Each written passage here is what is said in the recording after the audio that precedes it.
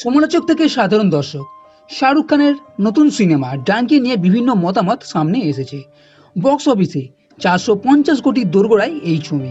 সামনে এলো এক নতুন বড় খবর।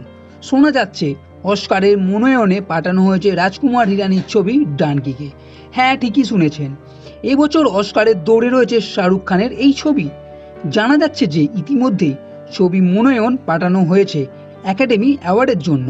সূত্রের খবর, অস্কারের মনোনয়নে পাঠানো হয়েছে শাহরুখ খানের এই শেষ ছবি মুক্তিপ্রাপ্ত ডানকিকে।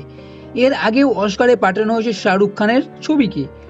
অমন পলকের পরিচালিত পেহলি পাঠানো হয়েছিল একাডেমি অ্যাওয়ার্ডে। এরপর শাহরুখের স্বদেশেও পাঠানো হয় অস্কারে, কিন্তু দুটোর কোনোটাই শেষ অবধি অস্কার নিয়ে ফিরতে পারেনি। এবার শোনা যাচ্ছে ডানকিকে সম্বল করেই এবার অস্কারের পথে ফের শাহরুখ খান। তবে খবরের সত্যতা নিয়ে প্রশ্নচিহ্ন থেকেই যাচ্ছে। তবে তা ভারতের অফিসিয়াল মনোনয়ন নাকি অন্য কোনো বিভাগে পাঠানো হয়েছে তা নিয়ে রয়েছে ধোঁয়াশা। এই ব্যাপারে মুখে কুলু পেটেছেন প্রযোজক সংস্থাও। অভিবাসন সমস্যা নিয়ে তৈরি এই ছবি আসলে চার বন্ধুর ছবি। প্রেম থেকে শুরু করে রাজনীতি, ছবির পড়তে পড়তে রয়েছে বার্তা। শাহরুখ খান ছাড়াও এই ছবিতে অভিনয় করেছেন তাপসী পান্নু, ভিকি কৌশল, বোমন ইরানির মতো তারকারা।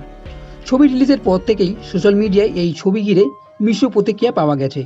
তবে এবার অস্কারের দৌড়ে ডানকি, এই খবরে বেশ উত্তেজিত শাহরুখ খানের ফ্যানেরা। শেষ পর্যন্ত ডানকি সিনেমা অস্কারে মনোনয়ন নিয়ে কি হয় তা নিয়ে সেদিকে নজর নিশ্চয়ই আমাদের থাকবে। আর পরবর্তী আপডেট পেলে নিশ্চয়ই আমি আপনাদের এ বিষয়ে জানাবো। আর এই ভিডিও যদি ভালো লেগে থাকে তাহলে থ্যাঙ্কস দিয়ে সাহায্য করুন, লাইক করুন, শেয়ার করুন, আর এই চ্যানেলটি সাবস্ক্রাইব করতে কখনোই ভুলবেন না।